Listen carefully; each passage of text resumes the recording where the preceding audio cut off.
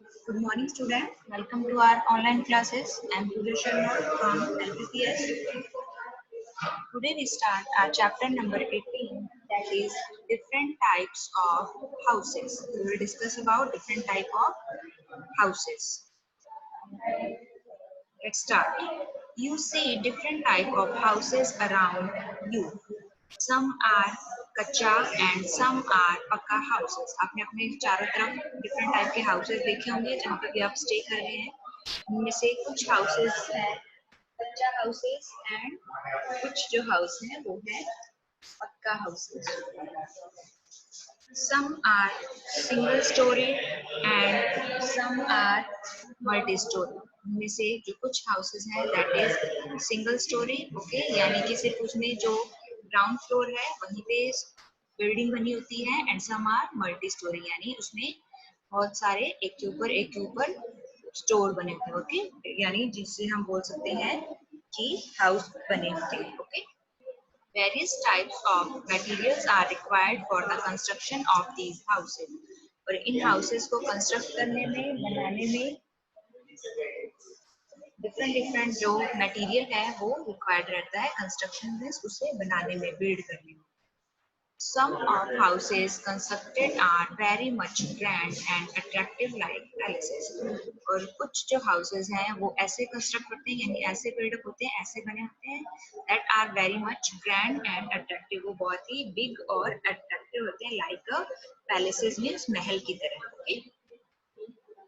Now think and answer the following. Observe different type of houses in your nearby area and tell which material are used for their constructions. इसमें हमें अपने around जो houses बने हुए हैं घर के आसपास उन houses को हमें observe करना है, देखना है, ठीक है, और उनमें जो भी constructions में material use हुआ है उसके बारे में हमें बताना है, ओके. तो आप अपने जो houses हैं सो हम जो भी हमारे घर के आसपास हाउसेज हैं उनमें मटेरियल जो यूज हुआ है बिल्डअप में वो हम बता सकते हैं. So in our nearby area there are stone, sand, bricks, cement, iron rod etcetera are used for construction of houses. ये सब मटेरियल हाउस के कंस्ट्रक्शन में यूज हुआ है, कई होता है. Second question is where are these material available in your area? ये जो material है ये आपके area में कहाँ available होता है means कहाँ मिलता है.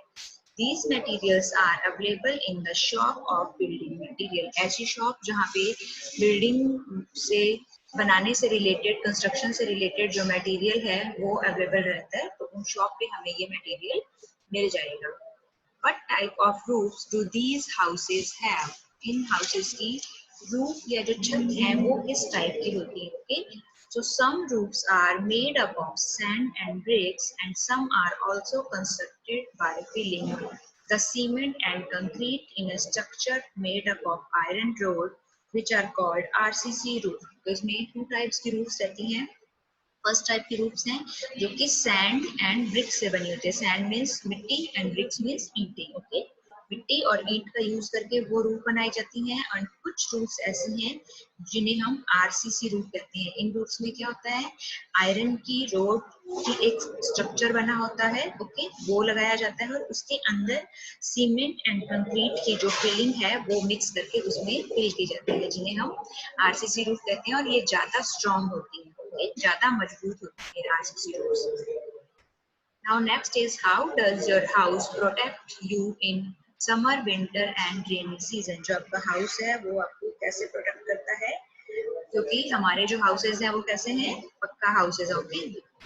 उनका जो कंस्ट्रक्शन है उसमें सीमेंट, ईंट, इन सब आयरन रोड इन सब चीजों का यूज हुआ है. दे आर नॉट कच्चा हाउसेज में सिर्फ वो मिट्टी से नहीं बने हैं, okay. So our house is pakka house. So my house protect us from the effect of summer, winter and rainy season. हमारा जो house है वो पक्का house है इसलिए वो हमें summer, winter और rainy season के जितने भी effect हैं उससे हमें protect करता है. What are the facility available in your houses for fresh air and light? आपके घर में fresh air, आए और light के लिए क्या facilities available है? So there are doors and windows are in front of each other so that along with light there are a proper crossing of air. Okay, तो हमारे घर में क्या है, डोर्स एंड जो विंडो है वो एक दूसरे के सामने बने हुए ताकि प्रॉपर लाइट आ सके एंड जो एयर है उसका प्रॉपर क्रॉसिंग या वेंटिलेशन हो सके। Okay, now whether the house is pakka or a kacha house, there should be a proper availability of fresh air and light. तो आपका हाउस चाहे कच्चा हाउस हो अदर या फिर पक्का हाउस हो, वहां पर क्या होना चाहिए, there should be proper availability होनी चाहिए किसकी, फ्रेश एयर की एंड लाइट की, ताकि आपको अपने घर में प्रॉपर जो लाइट है वो अवेलेबल हो। डे टाइम में आपको लाइट्स ऑन करने की रिक्वायरमेंट नहीं रहनी चाहिए एंड जो एयर है उसका भी प्रॉपर जो क्रॉस वेंटिलेशन है वो वहां पर होना चाहिए। This will keep us healthy, और ये दोनों चीजें हमें क्या रखती हैं, हेल्दी रखती है। ओके, अगर हमें हमारे घर में प्रॉपर लाइट अवेलेबल रहती है और हमें फ्रेश एयर मिलती है तो हम हेल्दी रहते हैं। Observe the building of your school. There are doors and window must be in front of each other. तो जब आप स्कूल आएंगे तो आप अपने स्कूल की बिल्डिंग है उसे भी ऑब्जर्व कर सकते हैं कि वहां पे जो डोर्स हैं और एंड विंडो है वो क्या है, in front of each other means एक दूसरे के सामने है, so that along with light there will be a proper crossing of air. तो लाइट के साथ साथ हमें क्या मिलता है, एयर का भी प्रॉपर क्रॉस वेंटिलेशन या क्रॉसिंग अवेलेबल रहता है। सी इन द पिक्चर, आप पिक्चर में देख सकते हैं house in a desert area में कैसे हाउसेस होते हैं, इस तरह के कच्चा हाउस होते हैं। ओके, हाउसिंग इन अ हाउसिंग बोर्ड कॉलोनी, जो हाउसिंग बोर्ड की कॉलोनीज है वहां पे इस तरह के हाउसेस होते हैं एंड ये मल्टी स्टोरी बिल्डिंग, ओके, जहाँ पे बहुत सारे हाउसेस अवेलेबल हैं। These are different type of houses. Now ये देखिए, workman and labourer constructing a house, एक हाउस को बना रहे हैं वो लोग, तो इसमें वो ब्रिक्स का यूज कर रहे हैं एंड मिट्टी का यूज कर रहे हैं। Okay, now think and answer these. The roof of some of the houses are made of pantils, khapral and bamboo. What is its benefit to the people living in these houses? तो कुछ जो houses हैं उनकी जो roof है वो किससे बनी होती है, पैंटाइल्स मीन्स खपरैल, ये जो घास फूस होती है उसे बोलते हैं खपरैल। ओके, सूखी हुई जो घास होती है उसे खपरैल बोलते हैं, तो उसे एक साथ इकट्ठा करके बाइंड करके खपरैल बनाया जाता है। ओके, और बैम्बू मीन्स बांस। तो कुछ हाउसेस की जो रूफ है वो खपरैल एंड बैम्बू से बनी होती है। सो ऐसे जो हाउसेस में जो पीपल रहती हैं उनको क्या बेनिफिट होता है इस चीज का, क्यों जो अपने वो हाउस है उनकी जो रूफ है वो खपरैल एंड बैम्बू के यूज से बनाते हैं। तो वो जो पीपल हैं वो इससे बनाते हैं because this type of houses have proper ventilation and availability of fresh air and light. इस तरह के घरों में क्या होता है, प्रॉपर वेंटिलेशन रहता है और जो एयर और लाइट भी है वो भी प्रॉपर अवेलेबल रहती है। Okay, and these type of houses are very cheap, ये बहुत ही सस्ते होते हैं, इनको कंस्ट्रक्ट करने में या बनाने में बहुत ज्यादा मनी स्पेंड नहीं करना पड़ता है। Okay, these houses protect the people from the effect of summer, winter and rainy season. और ये ऐसे घर उन्हें समर, विंटर और रेनी सीजन के जो इफेक्ट हैं उससे भी प्रोटेक्ट करते हैं। And the roof of pantiles are very sloping so that sand of desert area cannot store on it। और जो पेंटाइल से बने घर होते हैं उनकी जो रूफ है वो कैसी होती है, स्लोपिंग होती है। ओके, उनपे एक स्लोप बना होता है। स्लोप किसे कहेंगे, जैसे आप हिल देखा होगा अपने पहाड़ या हिली एरियाज में, उसमें जो पहाड़ होता है उसका एक स्लोप होता है जिसे हम क्या बोलते हैं, ढलान। ओके, जब हम ऊपर से नीचे थे पहाड़ कैसे एकदम सीधे स्टैंड होते हैं स्टैंडिंग लाइन की तरह, no they are in slanting shape. Okay, तो उसे ही हम जो स्लांट है उसको एक तरह का क्या है, स्लोप है। ओके, तो ऐसा ही जो स्लोप्स है वो पेंटाइल्स या फिर बैम्बू से जो बनी हुई रूफ्स हैं उनमें होता है। तो स्लोपिंग की वजह से क्या होता है, डेजर्ट एरिया में जब भी जैसे आंधी आती है तो या फिर विंड जब ब्लो होती है तो मिट्टी उड़ती है, तो वो जो सैंड है वो इन एरियाज में इन रूफ्स पे स्टोर नहीं होती है। ओके, वो स्लिप होकर वापस नीचे आ जाती है। Next is high speeds and storms blow in the desert area.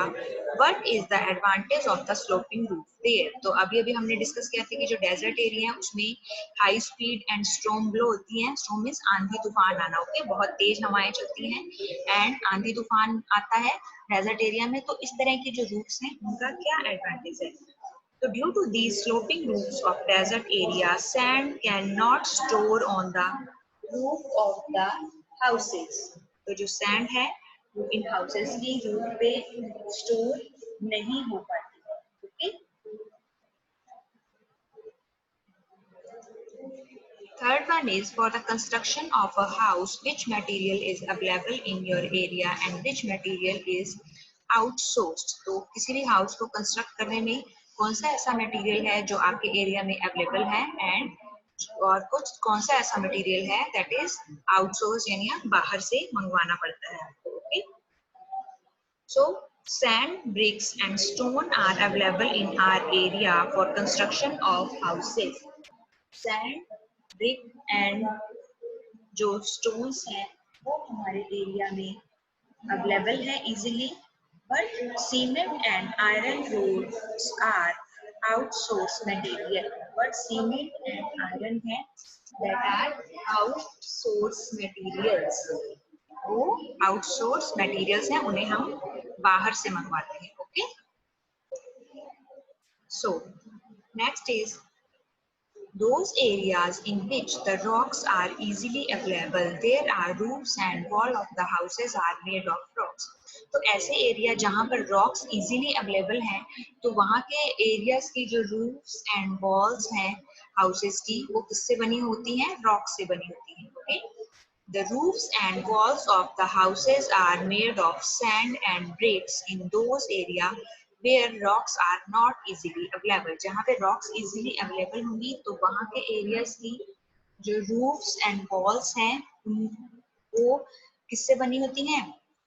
Rock से. ओके, एंड ऐसे एरिया जहाँ पर रॉक्स इजीली अवेलेबल नहीं है वहाँ के जो हाउसेस की वॉल हैं एंड रूफ्स हैं वो किससे बनी होंगी? सैंड एंड ब्रिक से.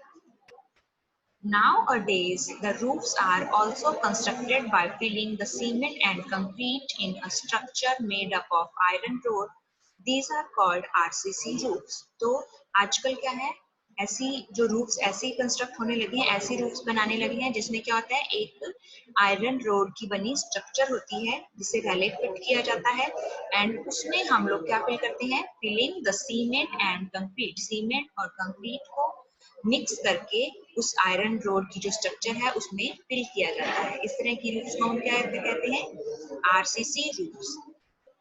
In the area near the forest and in hilly areas, in the areas near the forest and in hilly areas, there is abundance of trees. Okay, जो forest है areas हैं जहाँ पे बहुत ज्यादा trees हैं. Okay, and in hilly areas में क्या है? There is abundance means enough amount. Okay, enough means more than. हम जो नॉर्मल कंडीशन में जैसे डेजर्ट एरिया में देखें तो वहाँ जितने ट्रीज बहुत ही लेस अमाउंट में ट्रीज अवेलेबल होते हैं, लेकिन जो हिली एरियाज हैं और ऐसे एरिया जो फॉरेस्ट के नियर है वहाँ पे ट्रीज इनफ अमाउंट में प्रेजेंट होते हैं. So therefore more wood is used for the construction of houses in these area. तो वहाँ पे wood trees easily available है, means wood available है तो वो अपने houses को construct करने में wood का use ज़्यादा use करते हैं. ओके, क्योंकि उनको वहाँ पे wood easily available हो जाता है. These days, some people migrate from villages to the cities in search of employments. We have already discussed in our previous classes कि employments के लिए जो peoples हैं, they are migrated from village to city. Job के लिए जाते हैं. Due to which, in the cities, the land availability is less when compared to the increasing number of people. तो क्या हो रहा है कि अगर जो people हैं वो villages से सिटीज में आ रहे हैं तो उसकी वजह से क्या हो रहा है, जो स्पेस है या फिर लैंड है वो लेस अवेलेबल हो रही है when compare to the increasing number of people. मतलब जिस अमाउंट में पीपल इंक्रीज हो रहे हैं सिटी में पहले से पीपल थे एंड विलेजेस से भी माइग्रेट होकर पीपल अब कहाँ आ गए हैं, सिटीज में आ गए हैं। तो जो लैंड की अवेलेबिलिटी है वो क्या हो गई है, कम हो गई है। स्पेस तो उतना ही रहेगा ना, जमीन तो नहीं बढ़ जाएगी, लेकिन जो नंबर ऑफ पीपल है वो कंटिन्यूसली क्या हो रहे हैं, इंक्रीज होते जा रहे हैं। However, everybody needs a house to live and जो इंडिविजुअल कोई भी पर्सन है, हर व्यक्ति क्या चाहता है, need a house to live, रहने के लिए उसे क्या चाहिए, घर चाहिए, लेकिन वहाँ पे लैंड अवेलेबल नहीं है। इसीलिए therefore the houses are constructed close to each other, इसलिए houses क्या बनाए जाते हैं, एक दूसरे के close construct किए जाते हैं, बनाए जाते हैं। So this is the reason that multi-storied houses have also to be constructed in the big city। तो ये भी एक रीजन है कि बड़ी बड़ी जो सिटीज हैं, बिग सिटीज हैं, वहाँ पे हमने मल्टी स्टोरी हाउसेज या मल्टी स्टोरी बिल्डिंग देखी है। उसमें एक के ऊपर एक हाउसेज के ऊपर पहले ग्राउंड फ्लोर, फिर first floor, then second floor, then third floor. जो इस तरह हाउसेज कंस्ट्रक्ट किए जाते हैं, मल्टी स्टोरी हाउसेज जिन्हें हम कहते हैं, वो क्यों कंस्ट्रक्ट किए जाते हैं, due to less availability of land, land नहीं है अवेलेबल वहाँ पे। So that's why is the reason that multi storey houses have also to be constructed in the big cities. In the given figure, a multi-story house is shown. There is a common roof in these type of houses. जो multi storey houses हैं उनमें क्या होता है, उनका जो roof है या जो छत है वो क्या होता है, कॉमन होता है। वो अपना रूफ या जो छत है वो शेयर, एक साथ मिलकर उन्हें शेयर करना पड़ता है, उन्हें डिफरेंट डिफरेंट जो रूफ्स हैं वो नहीं मिल पाता है। Okay, and there is a common roof in these type of houses. Similarly, the staircase and the elevators are also common and used by all the people living there. Okay, तो जो वहाँ पे रहने वाले लोग हैं उन्हें कॉमन रूफ है वो शेयर करना पड़ता है, कॉमन रूफ होता है। एंड ऑल्सो जो स्टेयरकेस मीन सीढ़ियाँ एंड एलिवेटर्स भी क्या है, कॉमन होते हैं, और उन्हें सभी वहाँ रहने वाले जितने भी पीपल हैं वो इक्वली यूज करते हैं। Now think and answer the following. Why do some people migrate from the villages and settle down in the cities? जो people हैं वो क्यों one place से another places migrate हो रहे हैं and कहाँ रह रहे हैं वो, they are live in, settle down in the city। वो कहाँ settle down हो रहे हैं, cities में settle down हो रहे हैं।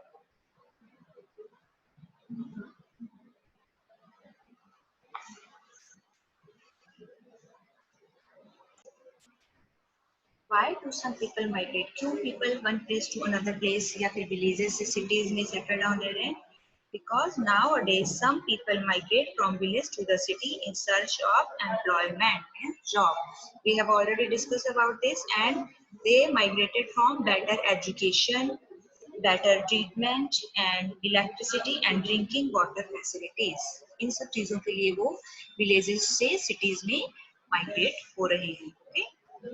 Now, second question is, why are the multi-storied houses constructed in the cities? ये भी अभी हमने डिस्कस किया है कि जो cities हैं उसमें जो multi-story houses हैं वो क्यों construct किए जाते हैं, क्यों बनाए जाते हैं? Because due to the migration of the people in the city, land availability is less as compared to the increasing number of the people.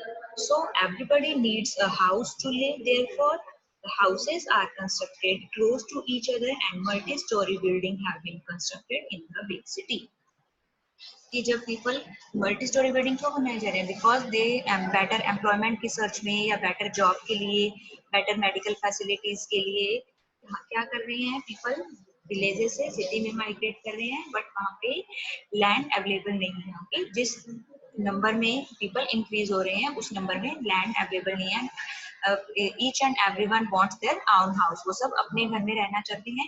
सो वहाँ पे मल्टी स्टोरी जो बिल्डिंग है या मल्टी स्टोरी हाउसेस हैं कंस्ट्रक्ट की जाती हैं cities. Now, what is the effect on the size and extension of the houses due to the shortage of land in the city? अब सिटीज में land का शॉर्टेज है तो उससे हाउस का जो साइज है, ओके, और एक्सटेंशन है यानी वो कितने स्पेस में हाउस है उस पर क्या इफेक्ट रहेगा। So size of multi-story buildings are very small and congested in a limited space. तो वहाँ पे जो हाउस है वो बहुत ही छोटे होते हैं and congested in a limited space. उनको ज़्यादा space नहीं मिल पाता है. Okay. What must be the advantage of the people living in the multi-story houses? जो multi-story house में रहते हैं people, उन्हें क्या advantage है वहाँ रहने के? In the multi-story buildings, the people live close to each other. They help each other and use together all types of facility such as water, electricity, etc. तो वहाँ पे रहने वाले जो लोग हैं मल्टी स्टोरी बिल्डिंग में, वो एक दूसरे के बहुत ही क्लोज रहते हैं, एक दूसरे की हेल्प कर सकते हैं, और जितनी भी वहाँ की फैसिलिटीज हैं लाइक वाटर एंड इलेक्ट्रिसिटी, वो सब एक साथ यूज कर सकते हैं. And there is a common roof in this type of houses. और मल्टी स्टोरी हाउसेस में जो रूफ है वो भी क्या होता है, कॉमन होता है. The staircase and the elevators are also common and used by all the people living there. और जितने भी रहने वाले वहाँ पे लोग हैं, वो जो स्टेयरकेस एंड एलिवेटर्स हैं उसे वो कॉमनली यूज करते हैं. एंड जो रूफ है वो भी कॉमन यूज करते हैं. ओके. एलिवेटर मीन्स वहाँ पे लिफ्ट जो लगी हुई है. ओके. तो वो सीढ़ियों का, अगर आपको ऊपर अपने फ्लोर पे जाना है, फर्स्ट फ्लोर सेकंड फ्लोर पे, तो आप या तो सीढ़ियों का यूज करेंगे या फिर लिफ्ट का यूज करते हैं. तो वो स्टेयरकेस एंड लिफ्ट का यूज भी कॉमनली करते हैं. And there are common roof also. Now, there is a common roof for all the houses in a multi-story building. In what way the people must be using a common terrace? Okay, terrace means वही roof है, तो वो कैसे उस common terrace या जो common roof है उसका वो use करते हैं.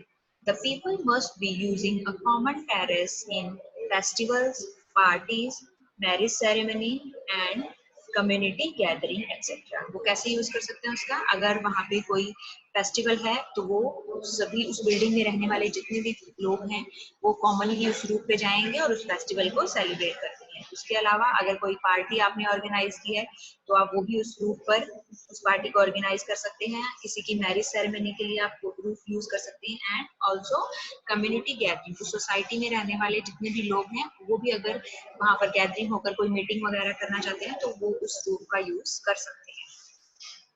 There is a high expenditure if a house with all the basic amenities and luxurious facility is to be constructed. तो अगर हम एक हाउस को उसकी जो उसमें बहुत ही जो हमारी बेसिक नीड्स हैं और जो हमारी लग्जरियस फैसिलिटीज हैं कि हमें यहाँ पे एक अच्छा सा टेरेस भी चाहिए, उसके अलावा हमें यहाँ पे एसी भी चाहिए, हमें स्विमिंग पूल भी चाहिए. ओके. तो इस तरह की जितनी भी अगर आप फैसिलिटीज चाहते हैं तो क्या होगा, ऐसे घर को बनाने का हमारी जो आराम की सुख सुविधाएं हैं. ओके. एमिनिटीज क्या होता है, सुख सुविधाएं हमारी. ओके. एंड लग्जरियस मतलब हमें वो बहुत महंगी और अच्छी चाहिए. ठीक है. तो इस तरह के अगर हम फैसिलिटीज को लेते हुए एक हाउस कंस्ट्रक्ट करना चाहते हैं तो उसका जो उसको बनाने का जो एक्सपेंडिचर है, खर्च है, वो क्या होगा, बहुत ही ज्यादा होगा. People construct houses according to their requirement and capabilities. तो जो लोग हैं, people हैं, वो अपना हाउस कैसे कंस्ट्रक्ट करते हैं, ऐसा तो है नहीं कि हमने किसी का देखा कि वाओ इसका घर तो बहुत अच्छा बड़ा बना हुआ है, हम भी ऐसा घर बनाएंगे. क्या हम किसी को देखकर अपना घर वैसा बना सकते हैं? नहीं. हम हमारा घर किसके अकॉर्डिंग कंस्ट्रक्ट करवाते हैं, हमारी रिक्वायरमेंट, कि हमें क्या चाहिए, हमारी क्या नीड्स हैं. ओके. तो हम अपनी रिक्वायरमेंट, कौन कौन सी फैसिलिटीज हमें चाहिए, हमारी क्या नीड्स हैं, उसे देखते हुए, एंड कैपेबिलिटी मीन्स हम कितना फाइनेंशियली उस पर एक्सपेंसेस कर सकते हैं, कितना खर्चा कर सकते हैं, हमारे पास मनी कितना है, उसको ध्यान में रखते हुए उसके अकॉर्डिंग हम हाउस को कंस्ट्रक्ट करवाते हैं. That is why some houses are big or small and some are कच्चा और पक्का हाउसेस. इसी के अकॉर्डिंग कुछ हाउसेस बड़े होते हैं जिनके पास में खर्च करने के लिए, एक्सपेंसेस करने के लिए ज्यादा मनी है तो वो अपना हाउस बिग बनाएंगे. एंड जिनके पास ज्यादा मनी नहीं है उनका हाउस कैसा होगा, स्मॉल. एंड अगर बिल्कुल आप पुअर हैं, आपके पास मनी नहीं है, तो आप कैसा घर बनाएंगे, कच्चा, क्योंकि वो बहुत ही चीप होता है, सस्ता बनता है, उसमें मनी ज्यादा खर्च नहीं करना पड़ता है. सिर्फ आप मिट्टी का यूज करते हुए एंड पेंटाइल्स मीन्स खपरेल है, बैम्बू है, इन सब चीजों का यूज करके आप इजीली कच्चा हाउस बना सकते हैं. Okay. So it's depend on all the requirements and capability कि हमारा हाउस कैसा है. The government also provide houses constructed with the basic facility to the people. Government है वो भी क्या करती है, लोगों को बेसिक फैसिलिटीज या फिर आपकी यानी जरूरत की जो नीड्स के जितनी भी फैसिलिटीज हैं वो उन हाउसेज में अवेलेबल होती हैं। ऐसा हाउस गवर्नमेंट भी आपको प्रोवाइड करवाती है।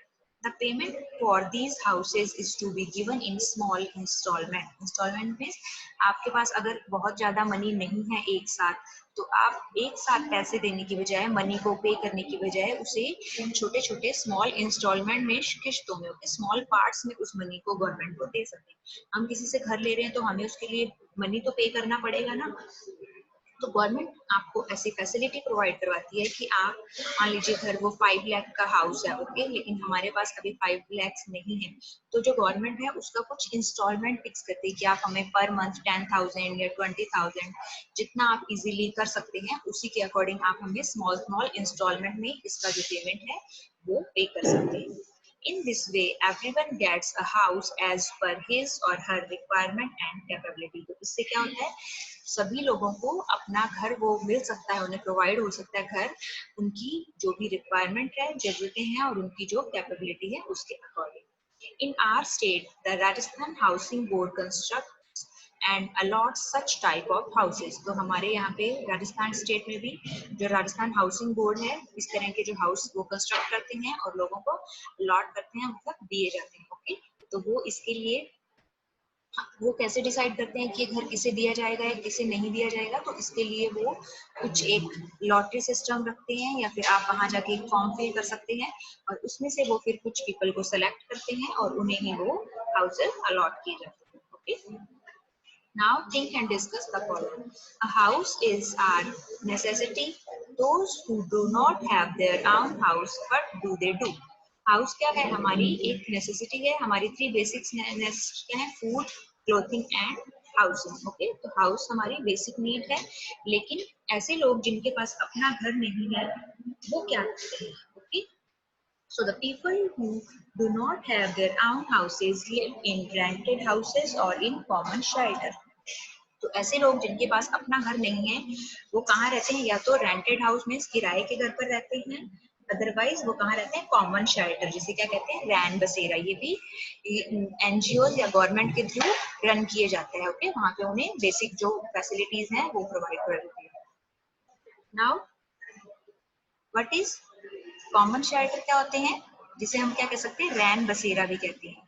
The government make arrangement of a common shelter, Ran Basera for those who do not have their own houses, where all the facilities like pure drinking water, clothes to wear, bed sheets, a cupboard to keep their belongings, toilets, first aid, means of entertainment like television, etc. are available to them free of cost. उन्हें free of cost ये facilities available करवाई जाती हैं government के through.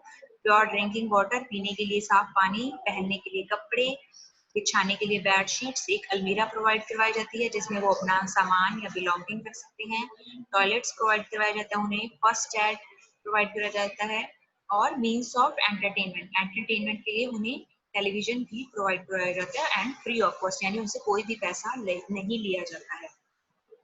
These common shelters constructed for the homeless are kept open for 24 hours throughout the years. ये homeless people जिनके पास घर नहीं है उन ऐसे लोगों के लिए होते हैं, और ये 24 आवर्स में पूरे साल 24 घंटे, एक दिन में कितने आवर्स होते हैं, 24 आवर्स होते हैं, तो पूरे ईयर वो 24 आवर्स ऐसे लोगों के लिए ओपन रहते हैं वो। These are constructed near the public places like bus stand, railway station. और ये कहाँ कंस्ट्रक्ट किए जाते हैं, पब्लिक प्लेसेस के नियर, जैसे कि बस स्टैंड या रेलवे स्टेशन के पास में। Now explore and answer the following. If there is any common shelter in your nearby area, then find out whether the people are making use of it or not. आपको क्या check करना है, क्या find out करना है कि आपके near by कोई ऐसा रैन बसेरा या कॉमन शेल्टर है, और अगर है तो क्या उसे लोग यूज कर रहे हैं या नहीं कर रहे हैं। What facilities are available there? कौन कौन सी फैसिलिटीज वहाँ पे प्रोवाइड करवाई गई हैं, तो वहाँ पे रैन बसेरा या जो कॉमन शेल्टर है वहाँ पे उन्हें ड्रिंकिंग वाटर की, क्लोथ्स की, और cupboards, toilets, first aid, means of entertainment, ये सब उन्हें प्रोवाइड करवाया जाता है गवर्नमेंट के through. Which places or buildings are there in your area that are available for common use? ऐसे कौन से बिल्डिंग है या एरिया है जो कॉमन यूज के लिए बनाए गए हैं। तो ऐसे बिल्डिंग्स या एरिया प्लेसेस को हम क्या कहते हैं? रैन बसेरा। Okay, so rain basera are made near the public places like bus stand, railway station are available for common use. Okay, now in our next topic we will discuss about in our next